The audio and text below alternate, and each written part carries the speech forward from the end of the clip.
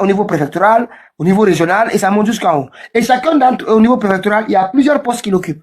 Dans la ville ou à l'extérieur de la ville, tous ces postes-là, chacun envoie un peu, et chacun d'entre eux voilà, récolte et fait monter jusqu'en haut. Ils disent, tout le monde est engraissé dans ça. C'est pour cela que les gens se battent beaucoup pour être sur le carrefour là. C'est souvent les mêmes personnes. C'est pourquoi quand tu pars dénoncer là, personne ne t'écoute. Parce que jusqu'au commissaire, tout le monde gagne quelque chose. Ils arrosent tout le monde. Ils arrosent tout le monde. Oui, c'est très difficile. Très difficile. Sinon, c'est le policier qui contrôle le pays, normalement. Ouais. Le policier et le gendarme. Normalement, si tu vois un policier, même si tu es sous, tu vas dessouler. Oui, normalement. Normalement. Mais si ce sont ceux-là même qui t'arnaquent. C'est vrai qu'en France, ici, même si tu es sous, tu vas dessouler. En tout cas, pour quelques secondes. Hey, l'Américain ici n'a pas froid aux yeux. Mais quand il voit un policier, mais si tu vois combien de fois il se met à règle, tu ne dois même pas croire. Ouais. Même si c'est un bagarre, dès qu'on entend le policier, mais tout se calme. Oui. Rien ne bouge. C'est seulement un policier qui peut faire ça à un Américain. Oui. Oui, mais chez nous, tu vois un policier, mais c'est comme si tu vois un zéro. Et puis tu le vois même comme un bandit, parce que le rapport, il y a déjà la crise de confiance qui s'est installée depuis toujours par leur violence. La population, quand ils voient l'agent des forces de l'ordre, ils voient déjà un ennemi. Vous comprenez? Pour la majorité de la population, c'est un ennemi. Ils ne le voient pas comme une personne qui est chargée de les protéger. Donc déjà, le rapport change, tout change. Alors, je voulais actuellement parler de ça. Hein. Bon, l'État a beaucoup de rôle à jouer dedans. D'abord, pour commencer, on a dévalorisé la police. Parce qu'aujourd'hui, quand les enfants sortent, ils regardent la police, un policier qui n'a rien, qui n'est pas bien habillé, qui n'a pas d'éducation, rien, qui ne connaît même pas ce qu'il doit défendre. Et de l'autre côté, on a des gens qui sont cagoulés, qui ont des fusils de guerre et ainsi de suite. Donc, le psyche des gens est déjà déplacé. Ouais. C'est déplacé pour se dire que la police ne représente rien. S'il vous plaît, allons-y à 100 000 de moins. S'il vous plaît. Il faut quelqu'un qui fasse peur pour respecter cette personne. Et pour ce seul avis-là, moi, je pense que les policiers eux-mêmes, ils doivent s'ajouter à la population, à nous, pour combattre ce fléau-là. Parce que, quelque part, ça tue leur profession. Ouais. Ça tue complètement leur profession. Ouais. Et je crois que c'est toute la frustration-là qui arrive sur les gens. Ils ne se sentent pas protégés. En fait, je vous prends un exemple aux États-Unis. Imaginez, par exemple, dans les rues américaines, qu'il n'existait pas de police routière. Est-ce que vous imaginez le type de monde là que vous avez vu sur les routes là? Ça allait être la jungle. Ouais. Ça allait être comme une guerre civile. Ouais. Pourtant, quand tu les vois, tu as peur, mais s'ils ne sont pas là, sur ces routes-là, je vous assure, c'est une autre chose. Oui. Et moi, je me rappelle de mon oncle, je lui ai demandé une fois, je dis, mais ici, il y a trop de policiers là, les gens, ils sont un peu partout, ils ont leur voiture. Il m'a dit, hey, s'il n'y a pas la police ici, les gens vont se manger entre eux. Mais oui. Et ça, je n'ai jamais oublié ça quand il m'a dit ça. C'est ce qui passe chez nous, parce que les gens ne se sentent pas protégés par les policiers. Ils ne se sentent pas. Ils ne se sentent pas. So peut-être que c'est un problème de genre de... C'est pas seulement les policiers. Parce que peut-être que tu as suivi une vidéo d'un gars qui a fait une vidéo, je ne sais pas, sur c'est pour dire que les éléments de force spéciale Cobra là, l'a cogné sa voiture, ils sont arrêtés encore lui insulter et lui laisser encore partir. C'est le problème de la Guinée est très profond. Les désordres, c'est partout. Parce que cette élite qu'il dit là, éléments de force spéciale, la Cobra là, c'est les gardes rapprochés du président. Ouais. Qui doit donner des exemples. Si par accident, parce que ça peut arriver, dans les excès et consorts, si eux-mêmes touchent quelqu'un, si eux-mêmes devraient laisser l'un de eux là-bas pour lui consoler, pour lui montrer que c'est pas fait par esprit. Ils sont dans les excès pour aller dans des missions, ça peut arriver, des accidents. Mais pour lui consoler, laisser un élément avec lui pour qu'il sente en sécurité. Mais c'est arrêté encore, garer cette blindée et lui insulter encore. Après avoir cassé sa voiture. Et lui insulter, lui laisser encore partir. Pour dire qu'ils sont bien faits. Et alors, cet même gars-là, lui, il peut respecter un élément qui porte un tenue. Parce que c'est-à-dire, le plus élevé lui fait ça. Parce qu'à l'heure actuelle, si tu parles de l'armée en Guinée, c'est des forces spéciales. En fait, je vais t'expliquer. L'abus de la police contre les citoyens, ça existe partout. Tu comprends? Chez nous, c'est pas l'abus, c'est la violence volontaire, c'est-à-dire c'est les criminels. Tu comprends? Peu importe. Mais un policier peut te gifler. Moi, c'est inadmissible parce qu'on doit le condamner. Tu comprends? Mais le retour de la gifle d'un policier, pour moi, ça devrait porter plainte. Ça devrait être une plainte. Voilà. Non, tu sais, rien ne justifie la violence d'abord. Ça, c'est un. Oui. Particulièrement quelqu'un qui porte un tenue ou bien qui tient un drapeau de la République. Ça, c'est des éléments que moi, je ne cautionne pas. Parce que je sais, qu'est-ce que ça représente quoi, en fait? C'est pas la personne qu'on regarde, c'est ce qu'il représente qu'on doit regarder. Ok? Mais les policiers d'abord, particulièrement les policiers routiers guinéens, c'est comme si c'est une entreprise. Il y a quelqu'un qui tient la tête et il y a d'autres qui sont les travailleurs, qui fait des recettes. Oui. Parce que lorsque je faisais apprentissage, il y a son fourni à gare là-bas, il y avait un commissaire là-bas, il n'avait qu'une seule bras, l'autre là c'était déjà coupé, qui était remplacé par un caoutchouc. Chaque matin, il y avait le policier qui venait au Carrefour, arrêter là-bas 9 taxis, 9 voitures arrêtées en première position, ça c'est pour le commissaire. 9 taxis qui seront arrêtés en première position, ça c'est pour le commissaire. Si on les arrête, il n'y a pas de débat. On conduit directement les taxis, directement au fourrière. Ça c'est le commissaire. C'est pour le commissaire. C'est après ça, si ça c'est complet, maintenant on commence à raqueter. Merci. Pour te dire que le flow, quoi en fait. Ça j'ai vécu ça en fait. Je le connais quoi en fait. Ok. Je te dis ça, chaque matin, il y avait 9 voitures, ça, particulièrement les taxis. 9 voitures, ça c'est pour le commissaire. On l'arrête, ça c'est directement au commissaire. Il n'y a pas de débat. Si on t'arrête là, même si tu as des passages, on descend tout. Si tu discutes, on arrive là-bas, on t'enferme d'abord. Il y a un celui là-bas, on enferme le chauffeur. Quand tu discutes, arrivé là-bas, on t'enferme. Voilà. C'est pour te dire que de ce qu'on dit là, c'est pas parce que je ne sais pas. Mais je ne cautionne pas en fait. Parce que j'ai vécu ça en fait. Je connais la réalité des choses en fait. Ok? Mais rien ne justifie qu'on fait de la violence. Si quelqu'un fait de la violence, quelqu'un qui ne devrait pas faire, particulièrement quelqu'un qui porte la tenue, on ne doit pas répondre par la violence. Mais le défaut, ok, il n'y a pas là où aller se plaindre. Voilà, l'inspection générale des services de police. Parce que là-bas, tous les gens qui viennent au Carrefour, il y aura un chef parmi eux. Si tu trouves 10 policiers dans un Carrefour, il y a quelqu'un qui les commande là-bas. Oui. Il y a quelqu'un qui est leur chef là-bas, au Carrefour là-bas. Il sera là. C'est lui qui est leur chef là-bas. Son rôle est que si quelqu'un manque, c'est lui qui devrait au moins rectifier, parce qu'il est leur chef. Ça va les protéger les citoyens. Exactement. C'est ça qui devrait être son rôle. Mais il est là, c'est quand on arrête, on prend la clé, on lui donne. Si tu parles avec lui, tu n'es pas d'accord, on dit allez voir là-bas le chef. Donc tu parles là-bas, tu parles avec lui pour que tu puisses payer là-bas. Si tu n'es pas tombé d'accord avec lui, donc c'est lui qui ordonne d'aller déposer ta voiture, ta moto au fourrière. Lui, c'est comment avoir l'argent, c'est pas comment régler la circulation et régulariser les gens qui viennent, qui n'ont pas de pièces complètes, pour le dire que d'aller se régulariser quoi en fait. Ça devrait être leur rôle. Regardez on peut contrôler. Dans tous les pays, on contrôle. Celui qui n'est pas en règle, on lui oblige de se mettre en règle. C'est normal. Mais ce n'est pas de raqueter, faire des business. Mais le problème chez nous, c'est de la business. C'est de la business. Parce que sinon, si quelqu'un fait de la vie, quelqu'un manque, parmi les éléments qui sont en train de travailler, il y aura des manquements dans tous les pays. Il y a toujours des excès. Ça arrive. C'est pour cela qu'il y a la règle, il y a la loi. Et pour quelqu'un qui manque, on lui montre la loi, on lui règle, on lui corrige pour ne pas qu'il répète. Même s'il se trouve dans son fonction. Ça peut arriver. Oui. Donc, mais s'il n'y a pas ça, et tout ce qui est fait, c'est bon. Rien de grave. Tout est normal. Ça donne c'est ça qui excite les gens, en fait. Oui. Parce que tu peux aller avec tous tes documents. Tu prends ta voiture avec tous tes documents complets. Donc, on vient, on t'arrête. La plupart, on vient, on t'arrête avec respect. On te demande des papiers. Tout ce qu'on demande, tu les donnes. On vérifie tout. On dit maintenant, regarde là-bas. Tu regardes encore quoi? Qu'est-ce que tu vas regarder?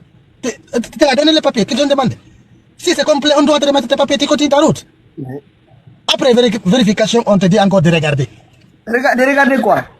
Non, il faut comprendre quoi je dis. Si on te dit de regarder encore. Oui. Si tous les documents sont complets, on dit maintenant, regardez, c'est vos enfants qui sont là et qu'on sort, quoi, en fait. Pour dire que, ça aussi, c'est avec, ça, si on te dit, donc, c'est vos enfants qui sont là, sache que tous les documents sont complets. Oui. Ça, faut Si ça. tous ces documents complets là, on fait des gestes pour que tu les donnes un peu. Oui. Mais si toutes les si dans tes documents là, il y a quelque chose qui manque, une seule pièce qui manque, mon frère. Dans leur tête, là, tu as ta propre voiture, climatisée, tu es très bien habillé là, hein, mon frère. Tu vas lire l'air. À cause d'une seule manquement de papier. C'est pas de dire que de se régulariser, c'est de payer parce que tu es en infraction. C'est ça le problème. Donc, alors, après c'est pas parce que tu l'as donné quelque chose. Tu peux lui donner quelque chose, on te remet tes papiers. Si tu dis que tu ne donnes pas, donc ils vont te remettre les papiers. Mais, gare à toi, le jour où on va t'attraper à manquement, là, mon frère, ils vont tout racheter encore. Donc, il y a des problèmes. Les problèmes ne finissent pas. Parce que les policiers dont tu parles là, ça, c'est des institutions qui doivent être mises en place d'abord. Des institutions qui fonctionnent normalement. Même les policiers qui exercent, savent qu'il y a des limites. Oui. Mais si c'est eux, il n'y a pas de limite. Forcément, un jour, ils vont rencontrer d'autres personnes qui ne peuvent pas laisser faire. Même s'il y a des manquements dans leurs documents concernés. Parce que c'est pour là qu'il y a beaucoup de voitures qui n'ont pas de documents complets. Parce que on dit même si tu as des documents, tu vas payer. Pourquoi tu vas aller à payer encore, payer pour avoir des documents? Pour les gens qui banalisent quoi en fait. On ne dit pas, même si tu as tous des documents, tu vas payer. Si on t'arrête, tu vas payer. C'est pas de t'encourager, de te mettre à règle ou bien de tout faire pour que tu sois à règle. Dans tous les pays, il y a des fraudes et des fois il y aura des manquements. Mais dans les différents pays dont tu parles là, s'il y a des manquements, on t'arrête, il y a un manquement là, mon frère. Toi-même, tu vas être, ils vont te caser d'abord pour que tu sois, toi-même tu saches que tu n'es pas à règle. Ce n'est même pas ta voiture ou bien ta moto seulement. Ils vont aller te caser d'abord toi-même. Ok, merci. Vous savez, M. Pitaka, Allez. rapidement là, Allez. il y a de ces policiers qui ne sont même pas de la police. Il y a des gens qui ont des tenues, qui raquettent les gens en Guinée, qui ne sont même pas des policiers. Je me souviens une fois, il y avait un moment, au temps du professeur Alpha Condé, on avait commencé à rafler les policiers. Oui. On a pris beaucoup de personnes qui n'étaient même pas du corps. Je me rappelle. Vous savez, quand vous avez des policiers qui ne sont même pas des gens qui sont habillés comme des policiers, qui ne sont pas des policiers, qui sont en train de raqueter toute la journée, c'est très difficile de les différencier, sinon on ne doit pas porter main sur un policier. On ne doit pas le faire. Il faut que les gens arrêtent ça, mais il faut qu'on assainisse ce corps policier-là. Sinon, c'est pas bon. On ne peut pas être policier et gangster en même temps. Je vais vous montrer ce qu'ils viennent de faire, ces policiers-là. Regardez. Je ne sais pas si vous avez vu la vidéo là. Écoutez bien, vous allez voir. Non, c'est non, ça dit. Après, non, ça n'y a même plus fini. Non, ça maintenant, c'est que on a. Barato. M'pas on a son nom, non, on a traversé. Et ça, on peut pas son nom. Mon tir travaux à Mali. Côté donc, on a traversé. Soit les mineurs on peut venir, on peut venir. Parce que là, nous sommes comme Mutima. Et vous dites, non, là-bas, et non, on dit que Mutima travaux, mais il y a ma quartier, non, plus. Il y a ma numéro, Mutima travaux de. Il y a 20 ans, on même. Et pas on est ne m'a pas dit sur un gambima. Non, on m'a tout sorti nada. Na grand wadi amma, bitna mi na wadi amma gilfene. Et mutin, en so men namba na kan côté ma. Na bila côté val. Sorti fir ne sonomba. E ba yimbe la reto. Atiri ma na akure. Ata manfi. Mbana de sile sonomba. Ina on tongwe ngol woto ku ka sukulu. Yanga bibi ma kono. Ina na ke woto ku. Donc ina ka sono e mundanda ma. Kitelo saldene. Do ba nzamba ba jere Madina. Voilà. Vous avez vu ça? Ça, c'est fait par les forces de l'ordre guinéen. C'est de la dinguerie, ça. Comment celle-là peut respecter des policiers? Oui. Où est-ce qu'elle va se plaindre? Normalement, à l'inspection générale de la police et de la protection civile. Normalement. Vous voyez, le gars que vous avez dit là, qui avait été arnaqué, qui fait les comme Orange Money. Oui. Tout le monde a vu cette vidéo. Regardez ce qu'ils ont fait à une femme, pardon. Regardez ce que les gens là sont capables de faire à une femme. Elle n'a rien. Hein. Regardez, elle venait de la mosquée. Elle est là. Elle venait de la mosquée.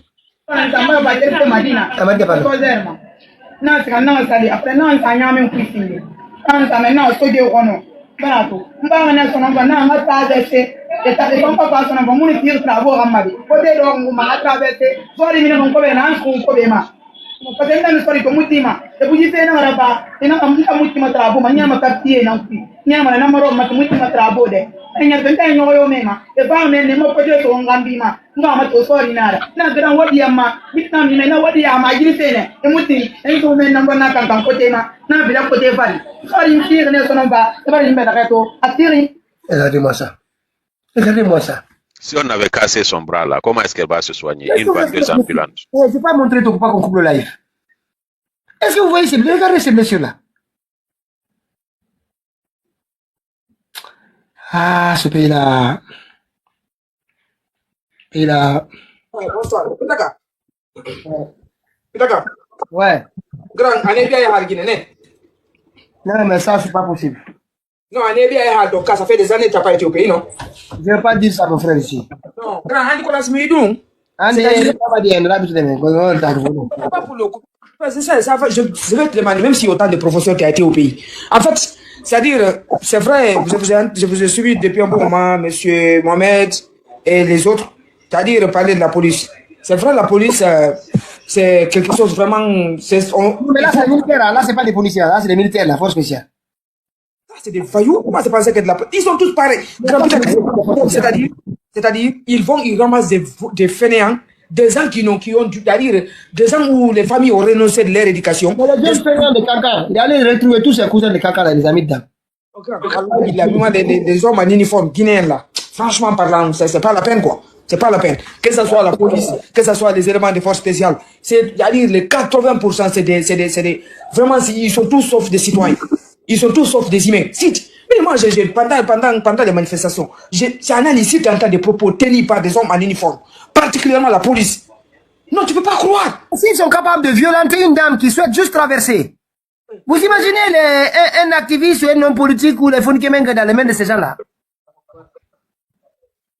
Tu as oublié, il y a une image, le jour où ils sont partis chercher Fonikemengue et Gianni Alpha. Ce jour-là, il n'y a pas un policier qui disait, la boube et un gendarme qui disait à l'autre de tirer. Tu te rappelles pas de cette vidéo? Oui. Ok, filme le film. J'ai entendu Oumar dire, il faut le filmer. Ablaïoum, dis filmer le. Il faut bien capturer, garder ça. Par rapport à ce qu'il y a eu des sanctions, zéro.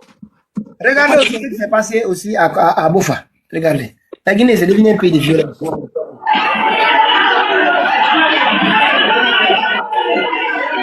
C'est entre deux villages. Hein. Il y a un village qui allait attraper les membres des autres villages, ils les ont attachés, ils sont venus les déposer ici.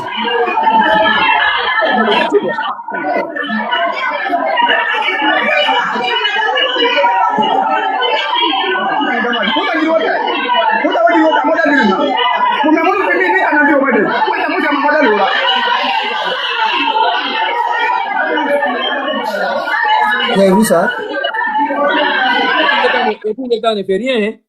L'État ne fait rien dans les violences. Et il regarde. Regardez. Des citoyens qui soutiennent, c'est-à-dire un villageois, c'est-à-dire des citoyens d'un village, il y a un problème domanial, ils vont s'en prendre aux autres familles, ils viennent les attacher du premier au dernier ici, chez eux.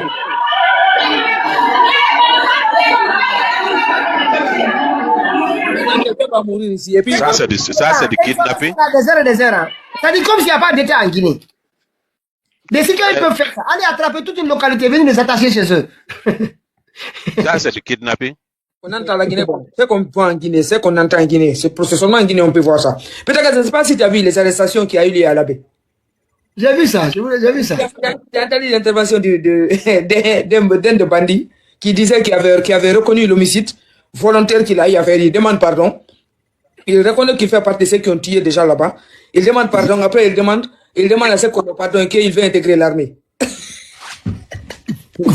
Non, on n'a pas de travail, quoi. Ouais. Ça c'est le poste des bandits. Pourquoi il ne va pas? Il a raison. Il a raison. C'est là ils vont tous atterrir. Ils sont là-dedans. Je ne sais pas si vous avez vu, il y a une autre image aussi en ce moment qui se... On va terminer par ça, un message j'ai trouvé là. Il y a un enseignant là, je ne sais pas si vous l'avez vu cet enseignant. Une minute. Lui, il a fait attendez, il m'a fait ma journée la dernière fois. Ouais. Mon professeur, c'est quoi là-bas? Je suis dans la préfecture de Gawal, précisément dans la sous-préfecture de Touba. Voilà. À Gawal. Là où je sers, et à 2 heures de marche de Touba Centre. Précisément là où on est sur la tangente pour y rentrer dans Télémélé ou les loups. Donc si d'autres disent qu'ils connaissent la réalité du pays, je ne conteste pas. Mais une chose reste claire. Après 2 heures, 1 heure et quelques de marche, me voilà au beau milieu, sur une falaise là où nous passons, au prix de ta vie, car le moindre des erreurs, tu fais une chute libre. S'il vous plaît, regardez la route et connaître que ceux qui sont assis dans les bureaux ne peuvent en aucun cas ouvrir un armoire et apercevoir la campagne guinéenne. C'est à nous de leur reporter la réalité du pays. S'il vous plaît, suivez. Regardez, c'est là il passe à chaque matin, chaque soir. Là, vous voyez en bas, là on dit ceci. Touba est de l'autre côté. Peut-être vous en apercevrez de l'autre côté derrière moi, mais comme il fait flou, suivez. Voilà notre route. La voilà. Et c'est par ici que nous devons descendre. Par ici.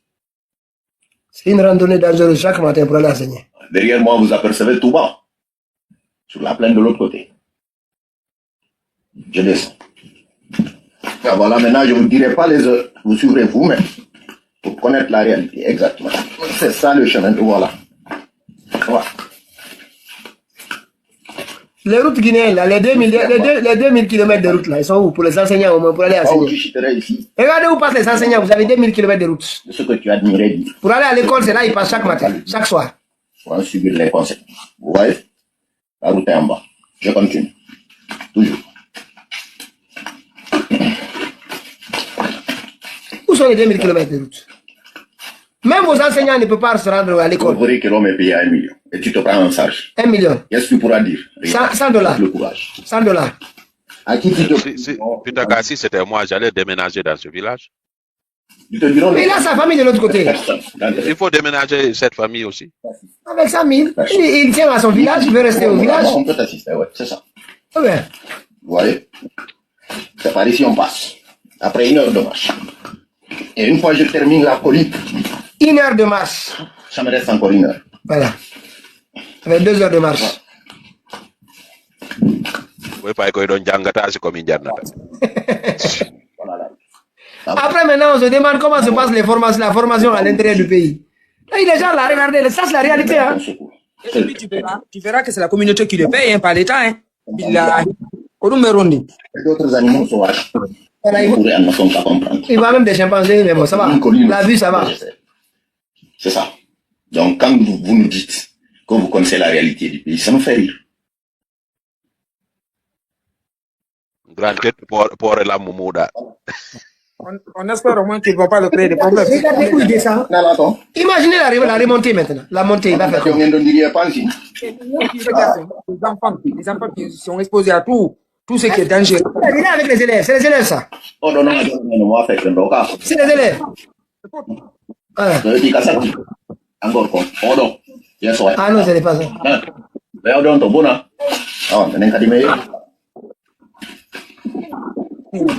J'ai envie de pleurer quoi en regardant ça, je t'assure. Où sont les 2000 km de Mamadou Doumbouya? C'est pas ici que tout le monde passe. C'est vieux, femmes, enfants, tout le monde. Il y a tous les éléments de Wagner. Ils sont capables. Ouais.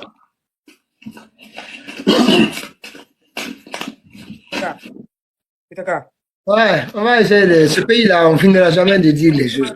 Imagine une route comme ça avec une femme qui a un état de famille très avancé. Et Pitaka. Ah oui, ça c'est notre affaire ça.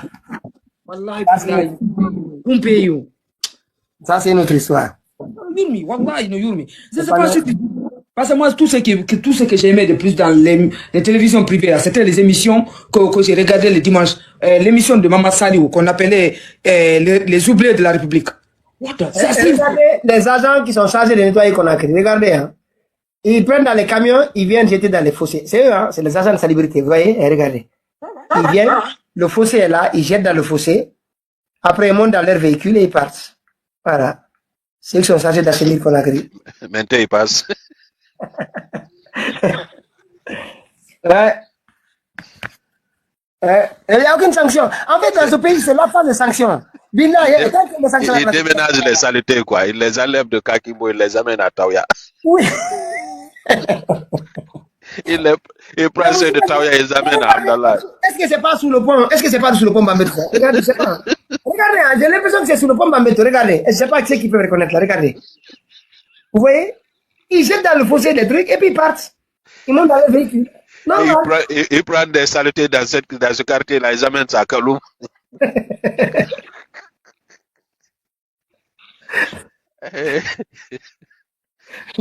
En tout cas, la saison de pluie là, moi je vous dis, alors préparons-nous pour les sacrifices, mais il va y avoir des victimes. Ça comme ça, vous voyez, on est là, non?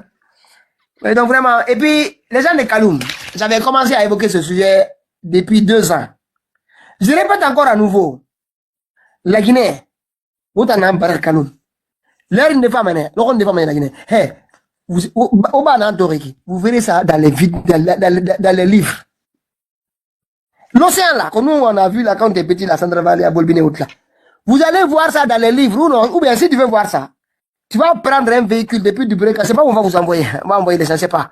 Tu prends Magbana là-bas, tu viens voir la mer et puis tu reprends Magbana, tu rentres. Allez voir les déguerpissements. On vous a prévenu qu'ils vont qu'on a Kaloum là. Ils vont faire des dégâts dans Kaloum. Des dégâts, les larmes qui vont courir à la roue. Vous allez voir, ils ne font que commencer. Ils vont accélérer dans les mois à venir. Quand les gens de Coronté étaient dans les polais, on a tout le monde, Wokeli, n'acceptez pas ça. N'acceptez pas ça, parce que ce n'est pas pour des projets, voilà, qui sont liés, comme dit le code foncier, voilà, si c'est l'utilité publique, il n'y a pas de problème. Non, non. C'est de la spéculation. Ils retirent des domaines, ils donnent ça aux Libanais et à tout autre aussi qui peuvent investir, ils construisent des immeubles et ils revendent, ils font des plus-values. Et c'est tout. Et c'est tout. Et Rabat Mané Obrine quelle manière? Du premier au dernier. Même la langue soussou, elle va disparaître dans Kaloum. Moi, je vous mets encore. Peut-être elle va rester dans banlieue, elle va aller en banlieue. On va parler libanais là-bas. Vous allez voir. On est là, non? Vous allez voir. Obrine sous le référent mené. Obrine, du premier au dernier. Vous allez parler libanais à Conakry. Kaloum, en tout cas, Kaloum. Vous allez voir ça. Je ne sais pas si vous avez touché à ce sujet. Je voudrais vous proposer un sujet pour un autre jour. Oui. J'ai vu quelque part que la Guinée a signé des accords avec les États-Unis pour partager les informations médicales de la population guinéenne avec les États-Unis. Je ne sais pas si vous avez vu ça quelque part. C'est pas seulement, il y a l'éducation nationale aussi qui a fait pareil. Mais les données là, moi je trouve ça extrêmement grave. Un pays comme la Guinée, c'est extrêmement grave. On doit faire un sujet là-dessus. Parce que ça, c'est très dangereux. Ouais, le jeudi. Parce qu'en fait, confier les données médicales des Guinéens à des étrangers comme ça, les mettre à la disposition des entités, on ne sait même pas. C'est-à-dire, imaginez, vous faites toute votre vie en Guinée, vous allez à l'hôpital, on vous consulte, ouais, mais vos données là sont stockées aux États-Unis. Vous finissez de faire le collège, l'université, vous allez étudier aux États-Unis. Et vous allez chercher l'assurance. Mais on connaît votre maladie, hein, on connaît votre parcours depuis votre enfance, on connaît même les maladies qui pourraient vous toucher demain.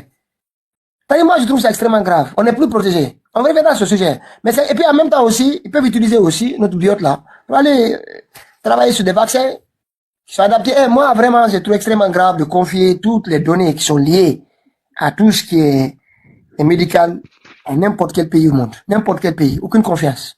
Ce n'est pas confié, M. Pitaka, puisque c'est payé. Ils ont payé 130 millions ou bien 150 millions à la Guinée. Mais oui. Si c'est pour aller les confier, c'est nous qui devons les payer. Non, c'est l'outil qu'on a. En fait, c'est ce qu'on essaie de vendre aux Guinéens. On reviendra. Ok, on doit revenir sur ça. Moi, je trouve ça très, très dangereux. Mais même l'éducation nationale aussi va faire pareil. Hein. Aujourd'hui, c'est Microsoft 350. C'est lui qui gère tout. C'est lui qui gère tout. Ah, je trouve que tout ce qui est biométrique là, personne ne doit avoir accès à ça. Personne. Aucune entreprise au monde. Tout doit être basé en Guinée. Tout. Regarde, même la sécurité du pays, tous les outils qui sécurisent le pays, les appareils qui connectent pour écouter tout le monde, c'est le pays d'étranger, c'est géré ça à l'étranger, en dehors du pays. C'est comme si rien ne nous appartient quoi en fait. C'est comme si rien ne nous appartient. Ma crainte On prend avec tous nos programmes, on donne d'autres pays. Ma crainte avec ces outils de surveillance et le développement aussi de la technologie et la précision des outils d'intelligence artificielle, c'est de se dire, c'est extrêmement dangereux. Écoute, Les gens là, ils nous écoutent toute la journée, ils analysent nos sociétés en temps réel et ils accumulent encore et encore des milliards de données sur nous. C'est-à-dire, les gens là, dans 10 ans, ils sont capables de savoir qui nous sommes. Mais des données sont tellement précises. Mais moi, je trouve ça extrêmement flippant. Ajoutez maintenant l'information de vos données médicales. Voilà. Mais ils peuvent nous faire des vaccins qui vont nous ravager. Même des poisons qui peuvent nous toucher à nous seulement, pas d'autres. Avec toutes les virus, il y a tellement de virus, des maladies. À tout moment, il y a de nouvelles maladies et un jour qui sort. Donc, avec les cadeaux, parce tout ce qui vient chez nous, c'est des cadeaux. Il n'y a pas de cadeaux gratuits, c'est des cadeaux empoisonnés, si ce n'est pas contrepartie. On connaît? Dans tous les pays, il n'y a pas de gratuit, en fait. On donne pour recevoir. La première ressource à protéger en Guinée, c'est l'information de données personnelles. Plus que la bauxite, plus que Simandou. Personne ne doit détenir les données personnelles. C'est-à-dire, imaginez aujourd'hui avec Pegasus et les autres logiciels qu'ils ont, votre navigation, le temps que vous passez sur un site internet, les commentaires que vous likez, celles que vous lisez 1 ou 2 fois, 3 fois, c'est-à-dire, on vous connaît tellement. C'est extrêmement grave. Et ils accumulent encore sur 3 mois, 4, 1 an, 2 ans, 3 ans. Mais c'est grave. Et les gens ne savent pas se protéger chez nous. Les gens n'utilisent pas les VPN. Même déjà, on n'a pas trop confiance. Mais moi, je trouve grave. On doit protéger nos données personnelles. Ça, n'importe quel gouvernement qui arrive, il doit savoir que ça, c'est l'urgence. C'est l'urgence. Et aucun pays ne doit gérer nos fichiers. Fichier électoral, fichier ceci, personne, aucun fichier. On n'est pas capable de gérer nos fichiers, nos données biométriques. On doit donner ça aux étrangers. On sait ce qu'ils en feront demain. Et ce qui fait mal, aujourd'hui, nous avons des informaticiens guinéens qui sont capables de faire ce boulot. Je suis complètement ils sont capables de le faire. Oui, mais je suis d'accord. Pourquoi on ne le fait pas? On a des jeunes aujourd'hui qui sont mieux que ceux qui sont ici. D'ailleurs, ils ont étudié dans les mêmes écoles. Ils n'ont aucune ambition pour changer les choses. Pour moi, s'il y a des ressources à protéger, celle-ci, elle est particulièrement sensible. Particulièrement sensible. Aucun pays ne joue. Les conversations de nos présidences, de nos palais, les gens la gardent tout. Comment est-ce que tu vas te préparer contre quelqu'un qui sait tout ce que tu fais? Le problème, c'est quoi, M. Mohamed? Lors du coup de trahison de Mamadi du 5 septembre, vous avez vu ce que les Américains l'ont apporté. La logistique, les hommes étaient sur le terrain. Vous pensez qu'ils ont fait ça comme ça? Non, c'est à contrepartie. Et c'est ce que Mamadi est en train d'exécuter. Mamadi, c'est un nègre de salon, c'est un valet. Il ne maîtrise rien. C'est pourquoi je dis que chaque seconde et chaque minute que ce gars a fait à la tête de ce pays, c'est une catastrophe pour la Guinée. Parce que c'est quelqu'un qui n'a aucune légitimité. C'est pas le peuple qui l'a mis là où il est. Il a été pissonné. Donc il y a des comptes à rendre à ceux qui l'ont mis là-bas. Et ça va continuer comme ça. Les multinationales, le lobbying qui l'ont mis là où il est, Mamadi, il sait qu'il n'est pas là-bas par mérite. Il sait que même dans l'un des pires de ses rêves, il sait qu'il n'allait jamais être président de ce pays. C'est pourquoi son comportement le prouve. Il ne sait même pas encore qu'il est président. C'est ça le drame. Mon frère, il y a des visionnaires, de la même façon qu'on protège notre monnaie à la Banque centrale, on doit avoir un data center en Guinée pour nos données personnelles. Et surveillé par des jeunes Guinéens, formés bien avec un nationalisme pour la protection, pas des petits vendus qui vont venir, voilà. Ça, confie à des gens qui sont réellement sérieux. Réellement sérieux. Ça, franchement, on est en train de... Bilaï, moi, c'est effrayant. Regardez ici en France, même combien de fois ça fait avec la loi RGPD. Et nous, c'est ouvert au vent. D'accord, même en Chine, les Chinois, d'accord, c'est l'État qui surveille. Mais c'est chinois. Dans 15 ans, les Occidentaux ne peuvent même pas savoir à quoi pensent les Chinois. Quel est le profil du Chinois, de sa pensée. Mais nous, là, dans 10 ans, on est incapable. Ils vont nous définir. Moi, je vous dis ça. Je vous dis, vous allez voir. Ils vont nous contrôler plus qu'avant. Parce que l'accumulation des données, de nos comportements, par seconde, c'est-à-dire, on passe, je sais pas, 20 heures, 22 heures sur ces outils-là. Tout le monde, toute la journée. Les gens là ne font qu'accumuler des données sur chacun d'entre nous, des milliards et des milliards de données. Mais ils nous connaissent mieux que nous-mêmes. Les conversations les plus intimes, ils les ont. Nos photos les plus intimes, ils les ont. C'est que ils nous connaissent plus que nous-mêmes. Mais c'est extrêmement grave. Les Chinois, c'est leur État qui dispose de leurs données personnelles.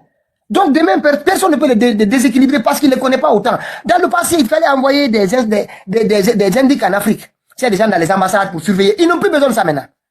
Il n'y a plus besoin. Les données, on les récolte en temps réel pour chacun, pour chaque Guinéen, du premier au dernier. C'est-à-dire, globalement, de faire par unité, par ethnie, c'est-à-dire, c'est juste terrifiant. C'est terrifiant combien de fois on est exposé à la merci de ces... Mais des choses, il y a des pays qui comprennent. En Iran, ça ne va pas faire ça là-bas. Il y a des pays qui ont compris, la Turquie, tu ne vas pas faire ça là-bas. Le Brésil, tu ne vas pas faire. Il y a des pays qui savent se protéger. Mais nous-mêmes, même pour dire, voilà, dans l'avenir, moi je ne sais pas, est-ce que les gens là s'assoient pour dire, c'est quoi le plus grand péril? Est-ce que les gens là, au moins, ils définissent les périls du pays parfois? Ils s'assoient pour faire, c'est quoi les périls qui menacent la Guinée? C'est quoi l'urgence? Vous savez, M. Pitaka, c'est là le danger de voler la présidence. Parce que tu serais trop préoccupé pour être aimé. Pour mentir aux gens, faire semblant que le pays, tout le monde t'aime. Au lieu de s'atteler aux vrais problèmes du pays, tu es en déficit d'amour avec ta population. Tu passes tout ton temps, tu sacrifies tout l'argent du pays pour faire semblant que tu es aimé. Alors que l'amour là, c'est éphémère. Ce n'est même pas important. Une fois que tu es à la tête du pays, il faut sélectionner les meilleurs fils du pays. S'ils voient que tu es en train de vraiment faire bouger le pays, les cœurs vont changer. Mais ce changement périphérique là, ça ne va pas nous aider. Construire des buildings, ce n'est pas travailler. Construire des buildings pour un pays, ce n'est pas travailler. Rien, c'est du béton. Si tu fais le vrai boulot, c'est la population même qui va construire le pays. Toi, tu ne feras que peut-être travailler les routes, le courant, l'eau. Et faire régner la sécurité. Mais le reste, c'est la population qui travaille. Les industries vont venir.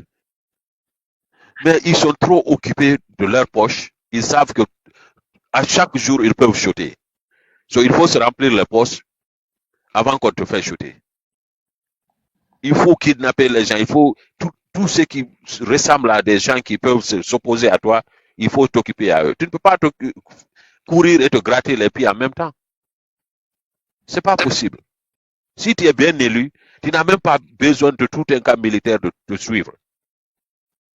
Tu peux te promener dans ton pays sans problème. Regardez le jeune au Sénégal. Mais lui, il se promène dans les tramways, dans les trains, sans problème. Avec des maillots comme un citoyen lambda. Oui. Parce qu'il est bien élu. Oui. S'il travaille ou pas, il est bien élu. Oui, peu importe, c'est autre chose. Peu importe, ça c'est autre chose. Il faut que les gens sachent, il faut que nous commençons à élire nos chefs. Ils doivent être des urnes. Par des urnes. Et être bien élus. Mais si tu confisques le pouvoir, tu seras toujours aux aguets. Tu n'auras pas le temps de travailler. Parce que tu n'as pas le temps de bien réfléchir. Parce que tous les gens qui t'approchent, tu penses que c'est un complot. Les périls qui guettent la Guinée sont liés à tous ceux qui t'empêchent de garder le pouvoir. De garder le pouvoir. Oui, toute personne qui s'approche à toi, tu penses que c'est un complot. Tu as toujours peur. C'est là le défi. Sinon, nous possédons toutes les branches. C'est que nos jeunes aujourd'hui ont des diplômes, des vrais diplômes. Ils travaillent pour d'autres pays, pour l'Occident, pour l'Amérique. C'est que des fois, ce sont nos enfants même qui viennent négocier pour l'Occident contre l'Afrique. Moi, les terres rares, là, il y a un jeune, il est Kaba, c'est un Kaba, il est de Kankamé, il a grandi à Bamako. Il travaille, les terres rares, là, il négocie pour une grande entreprise française ici. C'est lui qui sillonne le reste du monde. J'ai dit, pourquoi tu ne vas pas en Guinée? Je vous dis, franchement, le gars là, les contrats. S'il part là-bas, c'est pour négocier pour cette entreprise contre la Guinée. C'est ce que j'ai dit. J'ai dit, pourquoi tu ne vas pas en Guinée? Il dit, votre pays là, c'est pas, on ne peut pas travailler là-bas. On ne peut pas, à ce niveau-là, on ne peut pas. Et puis, je ne suis pas habitué à tout ça. C'est comme, je vous dis, quand vous voyez les chiffres que les gens ont négociés, ou alors le type de contrat, mais tous ces jeunes-là, ils vont faire leur carrière ici. Ils vont faire leur carrière ici. C'est des jeunes qui, à un niveau où c'est eux qui représentent les grandes entreprises soit au Brésil, au Vietnam et dans certains pays pour aller chercher les terres rares, même chez nous. Mais en Guinée, j'ai dit, mais les Guinéens ne te connaissent pas. Ils disent, c'est pas grave. Je travaille pour l'Afrique. Franchement, c'est une perte, hein. Lui, franchement, c'est quelqu'un... Pardon, il faut nous faire un panel pour les données là. Je l'ai parlé plusieurs fois, il s'appelle Kappa. Oui. Et Pour les données médicales là, il faut nous faire un panel pour ça, pardon, parce que c'est dangereux ça. Ouais. Sur les mines là, souvent quand je parle avec lui sur Simandou, il y a des jeunes compétents en Guinée. Billahi. Il y a des jeunes en Guinée qui ont des compétences extrêmement rares. Moi, je dis ça, c'est possible, il y en a. Le seul souci, c'est parce que les postes c'est fait en fonction de l'amitié, des gens qui ne méritent pas. Mais si franchement, on fait un véritable concours, on ouvre la porte à... Je ne parle pas ce type de bouffon, hein. Je parle d'un gouvernement démocratiquement élu. Hein. Mamadi, lui, il fout le camp, pas de lui. Mais croyez-moi, on peut faire des recrutements ici, des jeunes garçons, même pas 40 ans, 45, même pas là, qui peuvent changer la physionomie de ce pays. Je vous assure, qui travaillent dans des grosses firmes ici en Europe. Des grosses boîtes, hein. Des grosses boîtes. Il y a au moins une vingtaine, trentaine que moi, certains, je connais. C'est pas 2000 € qu'ils gagnent, hein. Mais malheureusement, la Guinée, on préfère, tu vas voir Simandou, mais regarde même dans nos hôpitaux là-bas, regarde, Adonka, c'est un Canadien qui vient diriger ça. En France ici, je vous parle de la France, on a des médecins internes ici en France, des grands responsables, dans les hôpitaux ici français, il y en a. Je sais pas, il ne veut pas se dire, mais il y en a. Demandez à ceux qui sont dans les hôpitaux ici. Il y en a. Des Guinéens. Pourquoi c'est pas lui qui va à Adonka? Pourquoi il faut un Canadien? Je comprends pas. Mais nous avons des médecins ici, guinéens, aux États-Unis ici. Pareil. Il y a M. Baldé à New York. Mais ce monsieur-là, c'est un génie. Pourquoi me prend un Canadien? Lui, il ne peut pas aller à Donka. Il ne peut pas gérer Donka. Il y a madame, je ne sais pas si c'est madame Touré ou madame quoi là. Il y a une dame aussi ici qui venait exposer des fois sur les radios. Très calé. Mais on ne ressent même pas qu'on a des médecins comme ça. En Guinée même, il y a des médecins bien calés, mais si la volonté politique c'est la volonté politique qui manque. Ils n'ont pas d'ambition. Là, ils n'ont pas d'ambition. Ils n'ont pas d'ambition. On a monopolisé le panel. Hein. On a fini hein, depuis 7 heures. C'est la même raison pour laquelle nous autres ne sommes pas en Guinée. Parce que si nous sommes en Guinée aujourd'hui, la seule manière de survivre, c'est être derrière Mamadi et faire son sale boulot. Donc ces gens-là, eux, d'eux-mêmes, je crois qu'ils ont décidé de rester là où ils sont. C'est pas parce qu'ils sont pas patriotes. Quand on est patriote, M. Touré, on ne fait pas ça. Hein. Ce que je dis là, c'est pour ça qu'ils sont pas en Guinée. M. Touré, moi j'ai toujours dit ici, Mamadi Doumbouya Seck est là. Je dis encore à nouveau. Si on n'arrive pas à combattre Mamadi médiatiquement et tout ce qu'on fait là, moi je dis encore Mamadi, enregistré, je suis prêt, on va prendre des armes contre Mamadi. Mamadi va foutre le camp, il va dégager ses fesses là-bas. Rien ne va le voir. Il va dégager.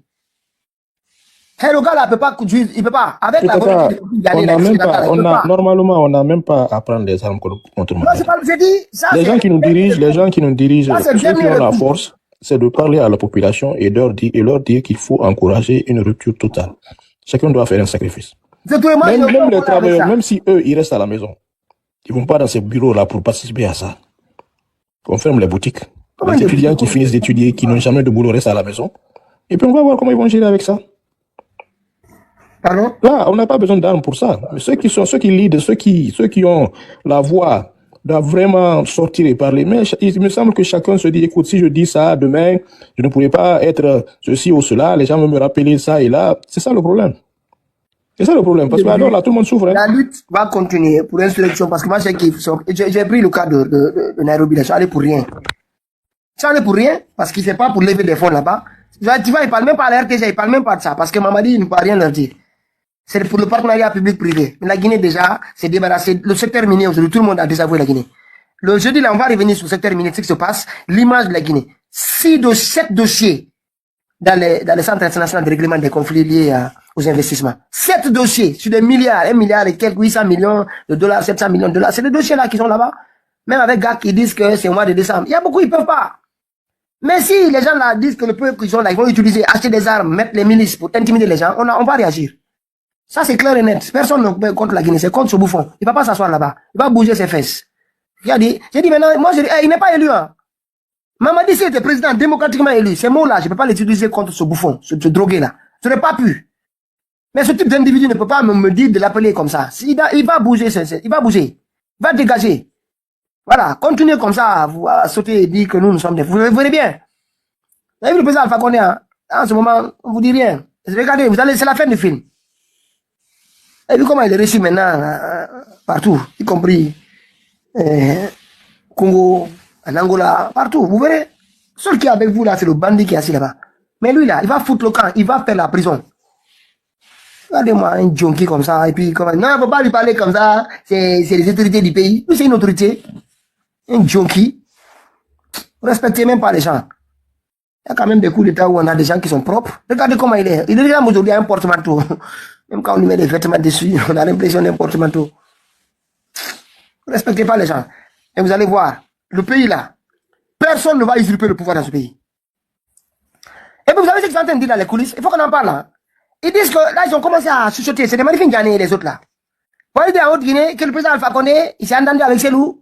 Voilà, dès qu'on dégage, on m'a dit, le président Alpha Condé rentre. Selou vient à Conakry, il s'assoit, il commence à négocier. Et puis, au bout de quelques mois, là, Barena, organiser des élections et remettre le pouvoir à Sildalé. C'est ça qu'ils sont en train, parce qu'ils ont tout fait pour que les gens se découragent sur Alpha contre le président Alpha. Donc, c'est ça qu'ils sont en train de fabriquer maintenant. Mais la peur là, la peur qui vous guette là, mon frère, vous n'avez aucune chance. Vous n'avez aucune chance. Vous allez fabriquer tout. Vous ne saurez rien de ce qui se passe. C'est la fin du film. C'est tout ce qu'on a à vous dire. Allez-y, on va faire un dernier mot chacun. On va se quitter. Regardez, aujourd'hui, on n'a même pas eu 100 000 tapotages. Et si le live a disparu, ils vont dire, ah putain, ils l'ont acheté. C'est ce que vous allez dire. Hein? Alors que tout ce qu'on vous demande, c'est tapoter. Il y a 2-3 personnes qui font des cadeaux ici. Fonike, Fatma Taba, voilà, et oui, il y a Silla, quelques-uns. Sinon, le reste, on vous dit juste tapoter pour nous protéger. Cléopâtre, dernier mot là, parce qu'aujourd'hui, tu nous as abandonné.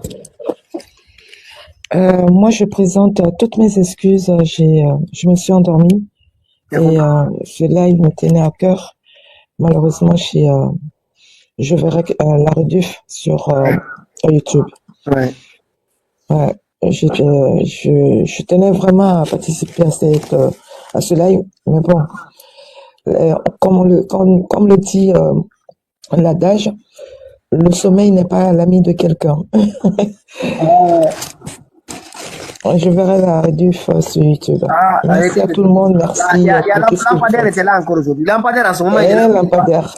Il est là tous les soirs, Lampadaire. Il veut quoi encore? Non, moi je pense que le décret de Lampard n'est pas loin. Je vous assure, le décret de Lampard n'est pas loin. La personne de Lampard vient ici nous affronter. Il est venu faire quoi encore ici? Ce soir là encore, il était là. Bien levé. Je disais que tu disais que il sort l'eau chaude. Il jette sur toi. Non, mais Lampard veut adhérer à notre cercle. C'est la raison pour laquelle. Et Mousso est là. Mousso. Vous allez dire un dernier mot. Moi, je suis fatigué là. Franchement, la fatigue, elle est déjà là. Je pense qu'on a calmé toute la nuit aujourd'hui. Quand les sujets sont délicats, on sent qu'il y a un disparu là. Il y a un disparu qui arrive, un mort vivant. Voilà, il y a un mort vivant de faut dire encore. Attends, qu'est-ce qu'il y a? Tu t'es perdu? J'étais en Guinée. Il me top il est avec, comment il s'appelle? Ils nous fatiguent avec lui là. Ah, j'ai oublié le nom. Fais-nous le compte rendu, C'est que tu as trouvé à Guinée. Fais-nous le compte rendu.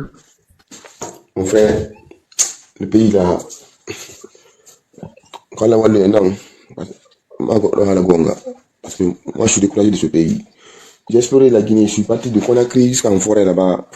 J'ai fait escale à Farana la nuit. Le train des Chinois là, ça ne fait que pomper nos mines. C'est-à-dire que je pensais que c'est un train fantôme quoi. Quand tu vois les wagons passer, tu te dis qu'il m'attend. Le train là, ça sort de l'enfer ou bien où? Ultra rapide, hein. J'ai longé le corridor aussi parce qu'ils ont créé une route privée là pour la même compagnie. Donc, tu dis vraiment la route nationale, mais il me fait un corridor derrière. Donc, quand tu passes là, quand tu vois les installations qu'ils ont faites, ça donne pas bon augure quoi pour le pays. Franchement. Et là où le mal blesse encore, il y a des Guinéens qui se disent que le gars là travaille. Moi, je suis déçu du pays. Je suis déçu. Je suis rentré il n'y a pas longtemps. Hein. J'ai fait presque un mois là-bas. Donc, moi. Ça va? Donc, tu es parti voir, comment il s'appelle? Le monsieur là.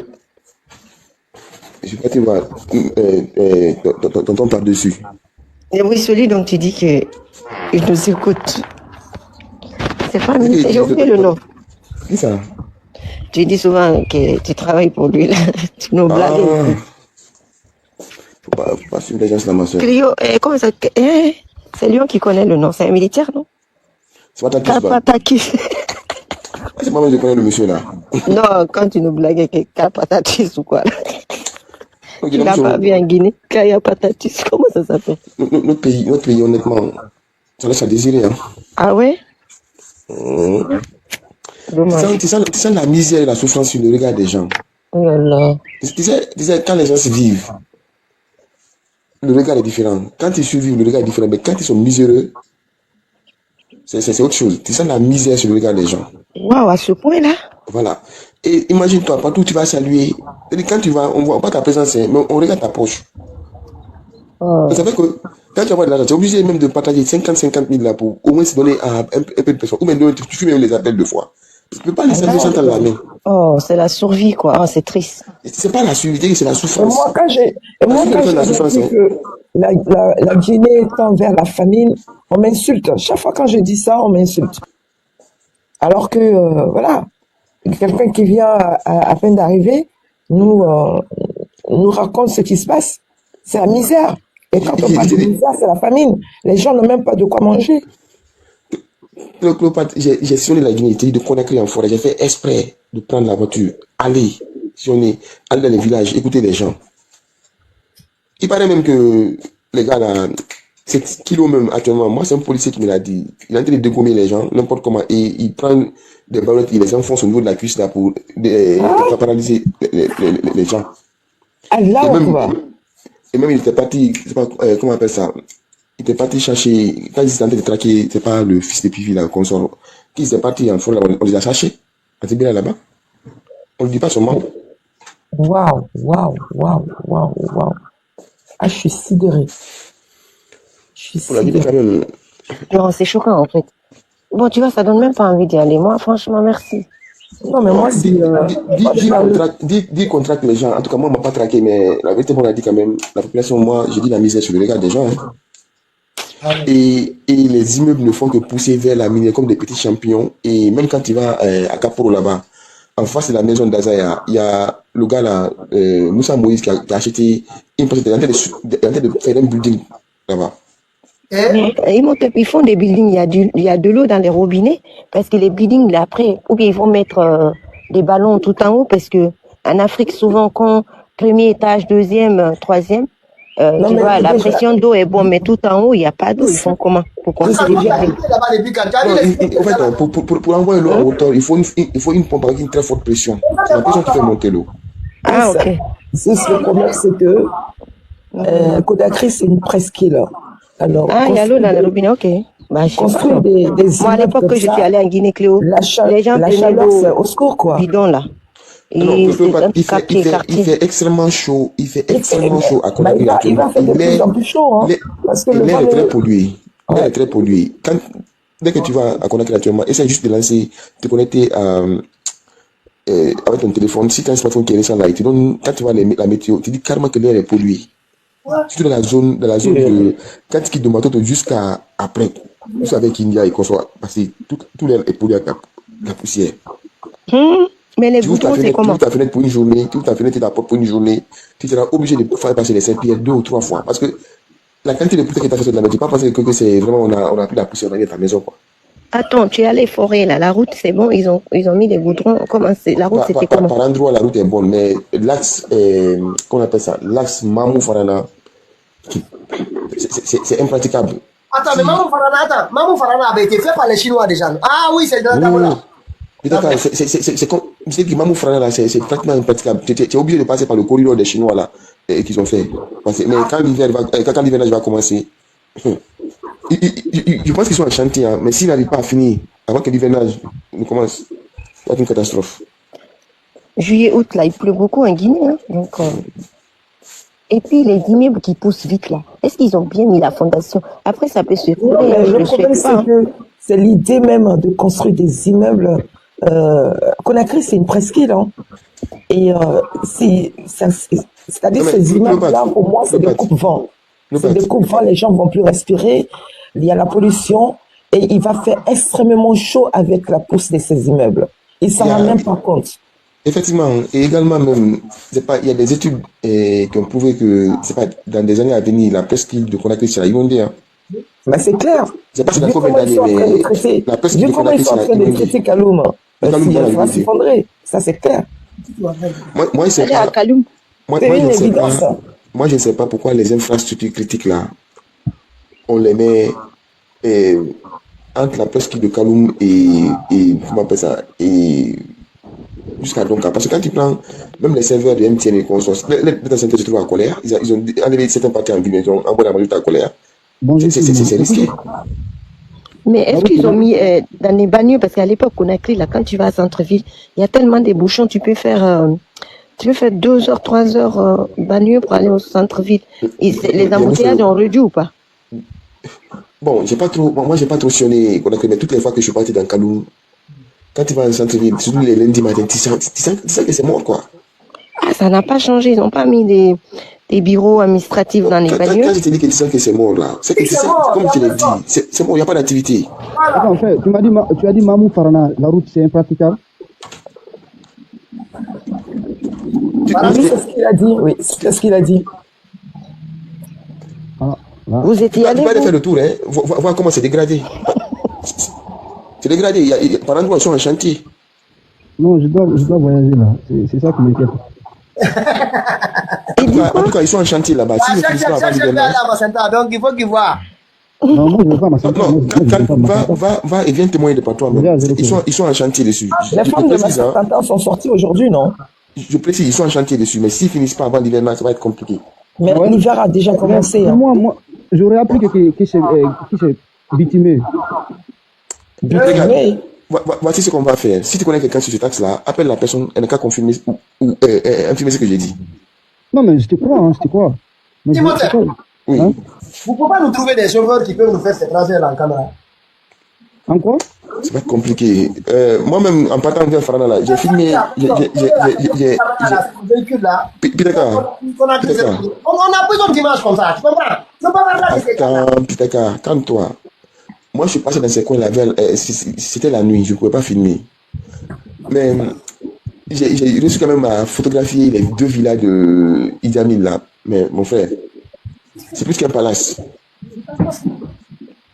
La villa Tata, c'est pas la villa Kouaba. C'est plus qu'un palace. Non, mais Imhotep, il y a certaines parties qui sont goudronnées ou pas?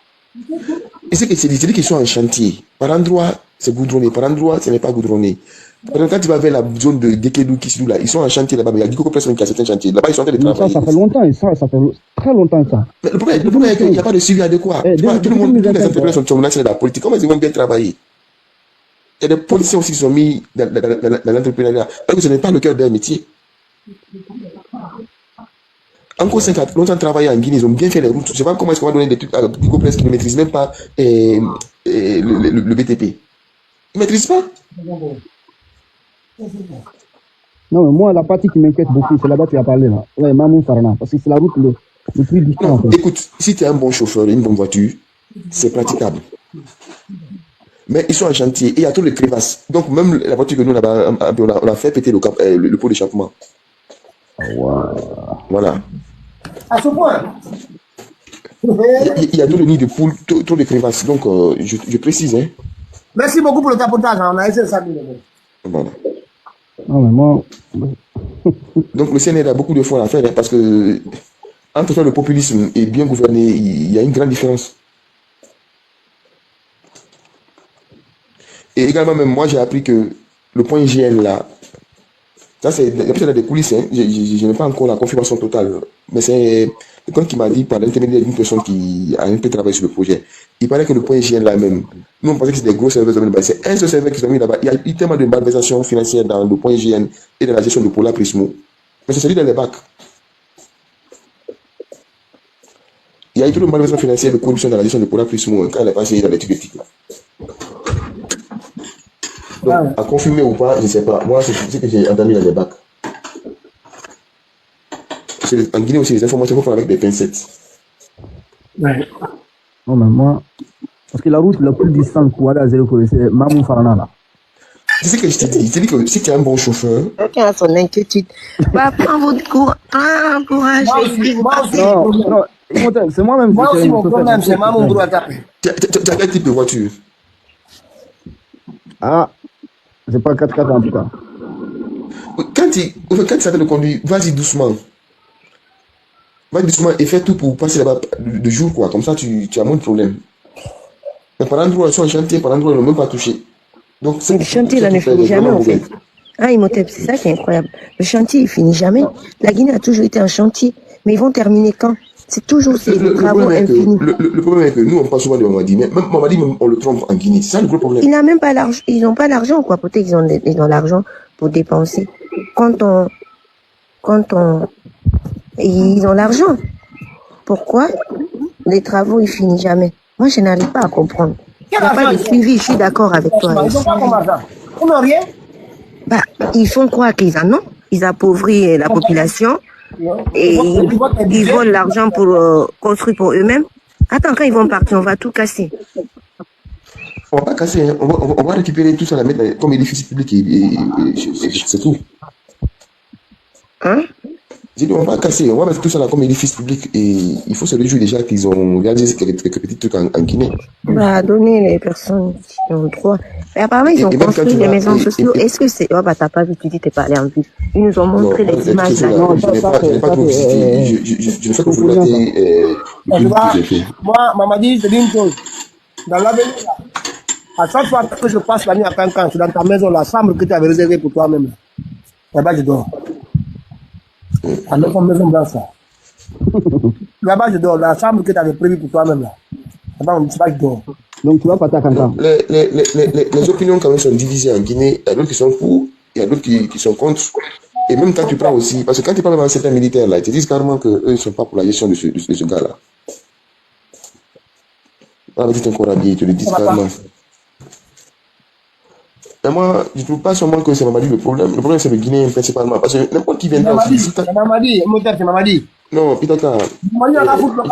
Attends, je ne défends pas Mamadi parce que moi, je vais toujours dire que moi, je suis contre le coup d'État. Mais il faut comprendre quelque chose.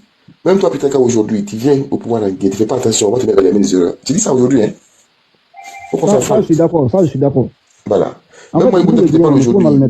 J'ai un esprit aujourd'hui. panafricanisme. Je viens aujourd'hui en Guinée. Il y a des cercles là-bas. Quand je sais pas, les éloigne du pouvoir, ils vont te mettre dans des erreurs. Même avec de très bonnes idées.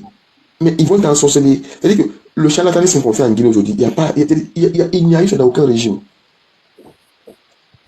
Partout, on fait qu'immoler les bœufs, faire des trucs. Je sais pas. Et tu vois aujourd'hui, des personnes qui viennent, des personnes qui viennent, des escrocs qui viennent dans des quartiers, que, on est venu pour te bouger MD par rapport aux législatifs là. On fait très attention. Il y a beaucoup d'histoires de grands au pays. Grands. Et moi-même, ce qui me fait mal, c'est le fait qu'ils ont mis leurs enfants dans l'hôpital militaire en disant qu'ils vont former l'élite de l'armée, alors qu'ils priorisent ces enfants-là par rapport aux autres, quoi, en marginalisant les autres. Ces enfants-là vont en vacances dans la sous-région, je ne sais pas, ils ont plus de privilèges que tous les autres enfants en Guinée. Ils ont fait semblant de prendre un peu partout, et comment on appelle ça, ils ont fait espèce de prendre un peu partout les enfants qui avaient eu des bonnes mentions pendant les différents examens. Les enfants sont là. Hein? C'est les enfants des cadres militaires CNRD là, c'est les enfants qui sont là-bas. Effectivement, la majorité c'est eux. Parce que moi, je suis vraiment pour la transparence et l'équité dans la mission hospitalière militaire. Sinon, ils n'ont qu'à casser carrément. Oui. C'est les enfants qui vont endoctriner pour perpétuer l'œuvre de leurs parents. Madivin Diané, c'est ce qu'il a dit aujourd'hui. Tu as entendu son message? Non, il a dit quoi? Il dit que la Guinée, c'est un chapelet. Le fil, c'est la Guinée. La Guinée, c'est comme un chapelet. Le fil, c'est la Guinée. Et les grains là, les 99 grains, ce sont les grains. Maintenant, aujourd'hui, le fil là, il est bien, enfin, le chapelet est intact. Okay. Maintenant, s'il arrive à se casser, les 99 grains tombent par terre, on arrive à ramasser les 99 grains, ils ne vont pas se mettre à la place initiale. La place qu'occupe chacun des grains là, aujourd'hui, le grain se casse, si le fil se casse, quand on va le retrouver, on ne pourra jamais les mettre chacun à sa place. Ça veut dire que Mamadi, si on l'enlève, donc le groupe qu'ils ont mis là, en passant tout ce qu'ils font là, ça va continuer. Les gars, aujourd'hui, jusqu'à aujourd'hui, les principaux axes, les principaux axes sont militarisés. Hein. Dès 18h, tu vas voir des pelotons de militaires là, se mettre dans les différents axes. Ouais, les gens ne sont pas forts, ils font semblant, je t'assure. Je t'assure. Non, mais le jour que le commandant invisible va opérer, on va voir s'ils sont forts ou pas. Parce que eux aussi, c'est le seul salut qui reste à la Guinée. Le jour que le commandant invisible va opérer, on saura si les éléments des forces spéciales étaient formés ou pas. On le saura. Voilà. Mais pour le moment, comme je l'ai dit, je il paraît aussi qu'il y aurait beaucoup de... On va en parler aussi, je dis. Hein.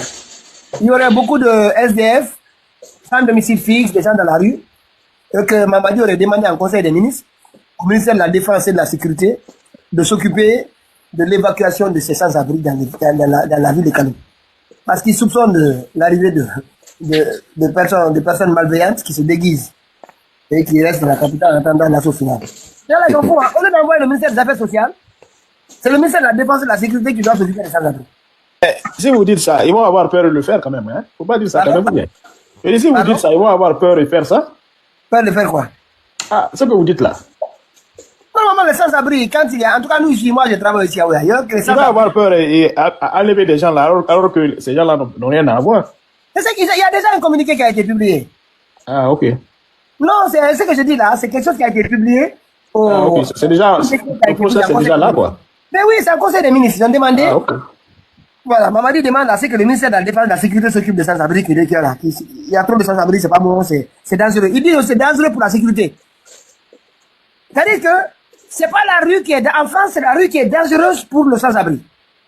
C'est comme ça, c'est le message hein, pour les services ici. C'est-à-dire la rue est dangereuse. C'est pour ça qu'on dit qu'il y a une situation de vulnérabilité dans la rue. Mais chez nous, on dit non. C'est la rue de Kaloum qui est en danger face aux sans-abri. Tu comprenez? C'est à l'envers. Tout ça parce que certains disent non, il y a des villes où des gens sont arrivés, beaucoup de fous, et d'un seul coup, on ne savait pas que c'est des agents dormants, ils ont l'assaut final. Donc ils soupçonneraient ça. Alors que tout le monde a vu ces fous là depuis longtemps ici. Voilà. Et alors qu'à Kankan aussi, c'est la ville qui regorge plus de fous en Guinée. C'est pas... Non. Lyons, ou bien? Lyons. J'ai beaucoup peur de Lyon. Allez-y, on va... merci quand même. On va essayer de discuter et puis on revient jeudi soir. Il y a pas mal de choses qu'on n'a pas pu aborder aujourd'hui. Mais en fait, quand on fait une coupure d'une journée, en revenant le lendemain, on ne sait même pas par où commencer. Parce qu'il y a tellement de priorités, de sujets à aborder.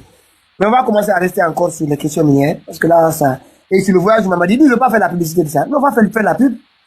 Dire, voilà, qu'est-ce que tu allais obtenir là-bas? Rien, zéro, nada. Même un franc, il n'a pas eu. Parce que l'objectif, c'était pas de lever des fonds. L'objectif, c'était d'aller avec des projets bancables et qui sont déjà mûris. Qui ont déjà mûri. Voilà, on discute avec les différents partenaires, telle ou telle chose. Nous, notamment aujourd'hui, on repose sur le secteur minier. Donc, si la Guinée devait participer à une table ronde à Nairobi, ça aurait été une table ronde qui est liée aux questions minières. Mais on va trouver les Guinéens sur des questions d'agriculture. L'agriculture, où? Vous allez prendre ça où? Depuis que vous êtes là, allez voir 18%, 10 à 18% du budget national. Ils sont en train de détruire tout l'écosystème en Guinée. Imagine-toi, hein, quand tu es par exemple en forêt, les gars ont commencé à utiliser les pesticides, même les petits insectes que tu voyais qui... Il y a certains types d'insectes qui étaient bons pour la culture qu'on tue à longueur de journée avec les insecticides là. Ouais. L'écosystème guinéen, et puis le trafic de bois qu'il y a en forêt, presque les forêts sont détruites là-bas. Hein. Moi, je dis ça souvent ici. C'est-à-dire qu'il y a des gens qui s'enrichissent dans le trafic de bois en forêt, pas possible. Les forêts sont en train d'être détruites. Hein. Dans 10 à 20 ans, on va perdre vraiment plus de 50% de la densité de la forêt. Mais la dernière fois, on en a parlé ici. On est en train d'exploiter Simandou. Et leur priorité, c'est quoi? Il n'y a pas aussi en exploitation. Leur priorité, c'est quoi?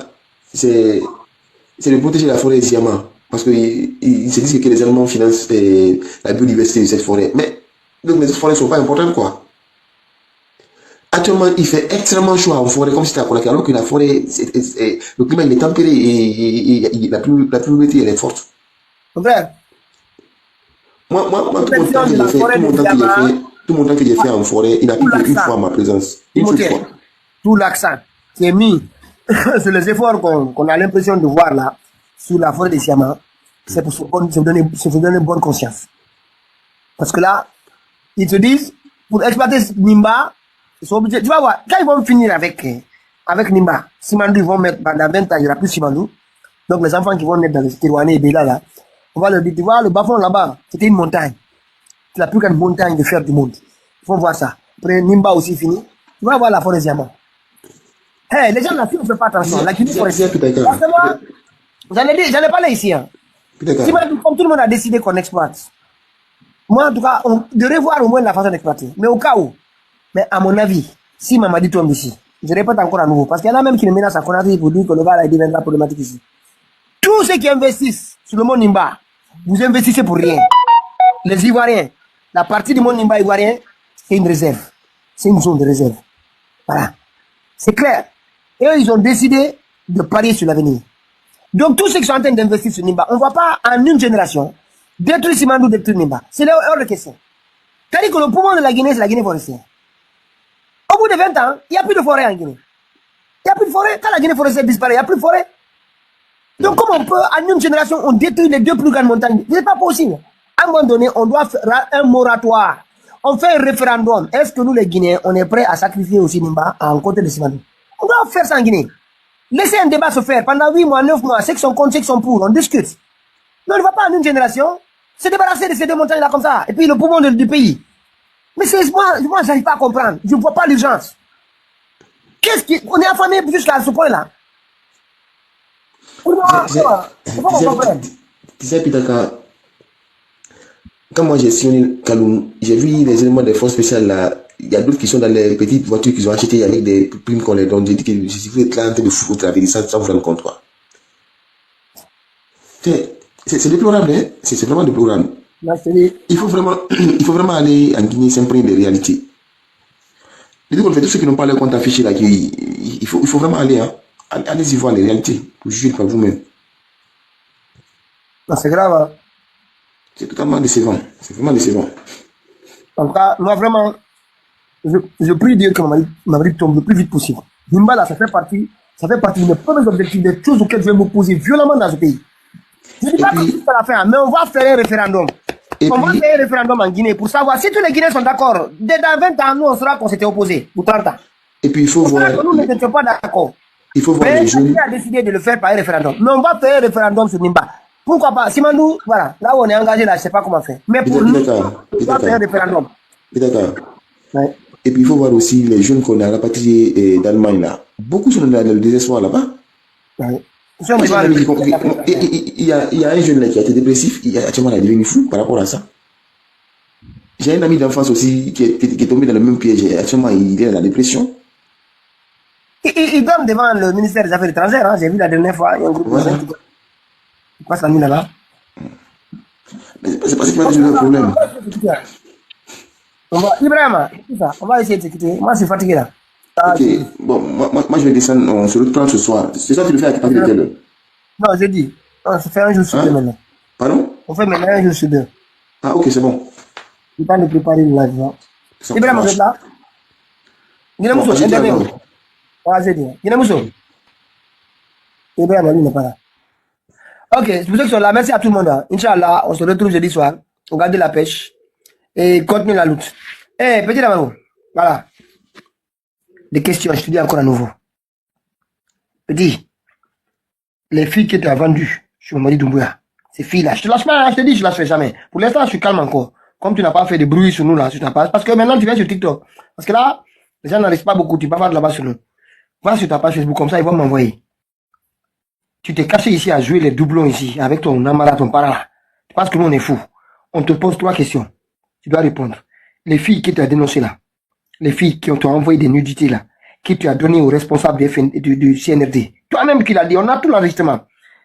Nous voulons savoir si les filles qui ont disparu à Conakry, s'il y en a une parmi ces filles-là. Demain, tu vas t'expliquer. Mourisanda, pas Mourisanda, Jena Sadiba, personne t'a attaché. C'est toi qui es sorti mentir ici, que tu as la vidéo de Sadiba, en disant que tu fais marmailler les gens ici comme un petit... Voilà. Nous, on veut cette vidéo. C'est pas un défi, parce que je sais que cette vidéo sort là, l'armée va se révolter. Mais comme tu as des gens là-bas que tu protèges, qui t'envoie des vidéos là, on veut voir la vidéo. L'affaire de Ibrahima Kourouma, Mohamed Kourouma, qui est décédé ici, l'empoisonnement. On veut savoir, tu connais quoi dans ça? Tu es l'un des derniers à avoir parlé à Djeliman Kouyaté. Tu es l'un des derniers à savoir que on devait arrêter Foni Kemeng et puis le bas. Tu savais même l'heure dans laquelle on devait les arrêter. Mon petit, ça fait longtemps que tu cours, hein? Tu vas parler. Tu vas parler, hein? Tu sais seulement que tu fais là. Et maman dit, c'est fini. C'est fini.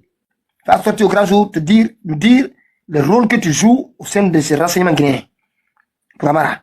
Tu vas sortir de ça. Sors d'abord la vidéo de Amara. Tu dis, moi j'ai des vidéos, une vidéo sur toi. Je ne vais pas tous les jours. Je vais rappeler ce que tu as fait à ces filles-là. Les filles qui ont disparu en Guinée, on veut savoir. Est-ce que c'est toi qui les as dénoncées? Parce que tu as dénoncé certaines filles. Tu as dénoncé certaines filles, mon petit. Tu penses qu'on est en train de rigoler avec toi. Mais tu vas te rendre compte très vite que quand Mamadi va tomber là, c'est à ce moment qu'on va mettre la main sur toi, sur ces filles-là. La justice guinéenne va enquêter. Ça, je te dis, hein, c'est pas la seule. Tu peux me faire que des faits. On a donné toutes tes vidéos à une bonne partie d'une équipe qui va travailler sur tes vidéos. Tout ce que tu racontes là, on va t'écouter. On va prendre le temps, 1 heure, 2 heures. On va écouter toutes tes anciennes vidéos depuis 3-4 mois. Parce qu'on a l'impression qu'il y a des informations qui nous ont échappé. Il y a des informations que tu as données dans cette live-là qui nous ont échappé. C'est ce dernier temps-là qu'on est en train de recouper et voir que tu faisais ici le petit malin. On va te montrer que c'est... Ça, c'est pas vraiment banal. Nous, nos vies sont en danger dans ça. Ouais. Et lui aussi, t'es pas là. On va essayer de fermer boutique et fenêtre. Et puis, on va... Ah, lui, je pense qu'il dort. Voilà, donc merci à tout le monde. Hein. On revient jeudi. Et puis, voilà. Au revoir. Qu'est-ce qui se passe là? Ah non, ça fait des années. Hein. Tu penses qu'on va pas te demander de compte. Moi, je te dis, à voilà net, à Outaoun comme à Kowola. Ça que tu as vendu là. Des femmes comme des filles que tu as vendues là. Ça! Ah, mon petit. Ça fait longtemps que tu joues avec nos nerfs ici. Des contacts sur NRD. Tu vas sortir tout ça. Attends, Mamadi là, prie Dieu que Mamadi reste au pouvoir. Hein. Prie Dieu que Mamadi reste au pouvoir. Quand Mamadi va chuter là, tu vas t'expliquer sur beaucoup de rôles que tu as joué dans ce pays. La disparition des gens dans ce pays. Moi, je te dis, j'ai mis la main. Je ne lâcherai jamais. Voilà, merci à tout le monde. À jeudi soir, Inch'Allah.